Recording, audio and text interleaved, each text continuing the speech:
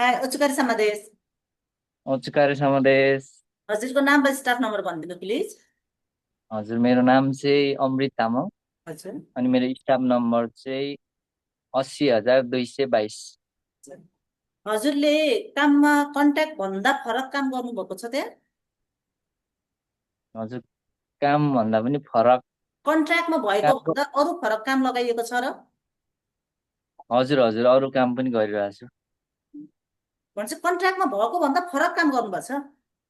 हजुर हजुर, ट्रेनिङ गरिरहेको छु। ए ट्रेनिङमा। एचआरसी बाहेक अरू कुनै हजुर, संस्थालाई त काम गर्नुभएको छैन नि, अरू कम्पनीलाई त? अरू कम्पनीमा त्यही ट्रेनिङ चाहिँ गरिरहेको छु एचआरसी बाहेक। ए। हजुरलाई स्वास्थ्य र सुरक्षालाई ध्यान दिई काम गर्नुपर्छ जस्तो लाग्छ कि नै? हजुर, एकदमै। भनेपछि भर्खरै जानुभएको छ है, हजुरलाई कन्ट्र्याक्ट अनुसारको स्यालेरी टाइममै पाउनुपर्छ जस्तो लाग्छ? हजुर, टाइममै टाइममै पाउँदा त राम्रो हो। अब के छ कम्पनीको रुल्स एन्ड रेगुलेसन। होइन, टाइममै पाउनुहुन्छ। हजुरलाई बिदा आवश्यक परेको खण्डमा बिदा पाउनुहुन्छ कम्पनीबाट? हजुर, अहिलेसम्म त बिदा लिएको छुइनँ। हजुर नयाँ हुनुहुन्छ है। हजुर हजुरलाई हजुर, खाने र बस्ने व्यवस्था कन्ट्र्याक्ट अनुसार कम्पनीले नै गर्नुभएको छ? कन्ट्र्याक्ट अनुसार कम्पनीले नै दिनुभएको छ।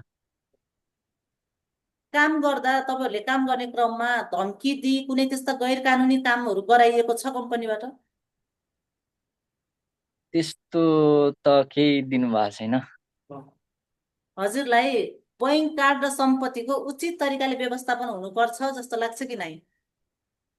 एकदमै बैङ्क कार्डहरू त एकदमै आवश्यक कुरा हो। त्यो त हजुरलाई आवश्यक पर्ने कागज पत्र जस्तै जाहेरो कार्ड, पासपोर्ट आफूसँगै छ? हजुर, मैसँग छ।